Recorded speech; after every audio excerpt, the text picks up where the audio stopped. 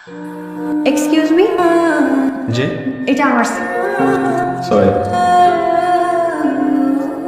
Hello হ্যাঁ hello, Asif, তুমি phone ধরো না কেন? কতবার ফোন দিচ্ছি। খেয়াল করি না কি সে বলো না। আমি বাসা থেকে বের হয়ে গেছি। বাসা থেকে বেরিয়ে গেছো?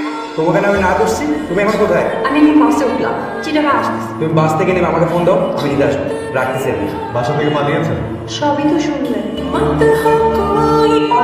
অনেক ধন্যবাদ আপনাকে। Best of luck. এইসব পাগলামি মানে কি? পাগলামি মানে? দেখো, আমার পক্ষে এখন বিয়ে করা সম্ভব না। 3 বছর প্রেম করেছো, তখন এসব মনে ছিল না? তখন তো খুব বড় বড় কথা বলতাম। লজ্জা লাগে আমার এটা ভালো যে তোমার মতো ছেলেকে আমি ভালোবাসছি। কোনো সমস্যা? 3 বছরের রিলেশন আমার, তখন খুব বড় বড় কথা বলতাম। এখন যে বললাম বিয়ের কথা, উনি শুরু থেকে ওটা বিরাম। গরম চা খা, মাথা ঠান্ডা হবে। কেমন আছেন? ভালো, আপনি? ভালো। আপনার মন ভালো হয়েছে? এই তো আছি আর কি। মন বেশি খারাপ থাকলে বলবেন, একদিন আড্ডা দিতে পারছেন। আমি এটাই বলতে চাচ্ছিলাম, একদিন দুইজন মিলে কফি খাবো। ঠিক আছে তাহলে।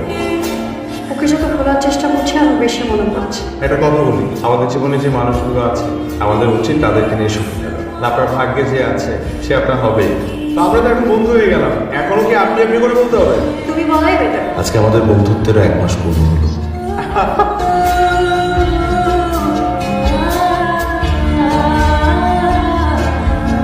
তোমার হাসিটা খুব সুন্দর।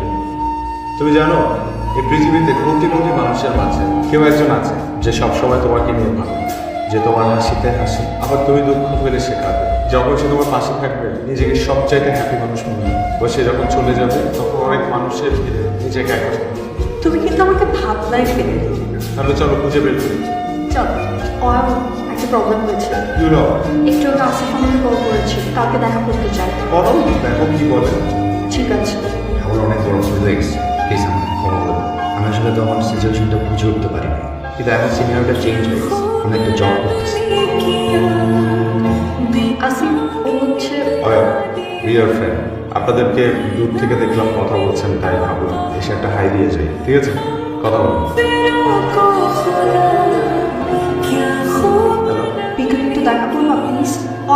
আমি না বুঝতে পারছি না কি করবো। আজকে আমার ডিসিশন ওকে জানাবো বললাম। কেন সামলাইছে? কেন সামলাইছে তুমি? একটা মানুষ সিঁড়ির পর দিয়ে তোমার সাথে পুরো স্বার্থ ছাড়া আছে, কিন্তু তুমি এই মানুষটাকে থাকতে পারো ভাবলে না। দেখো, আজকের পর থেকে তুমি আমার কোনো ফোন দিও না, আমার সামনে এসো না। তুমি এখানে? কারণ আমার তোমাকে লাগবে। আমাকে দিয়ে এসব হবে না। তুমি আবারও আমাকে ছেড়ে চলে যাবে, তবে আবারও কষ্ট পাবো। যাবো না।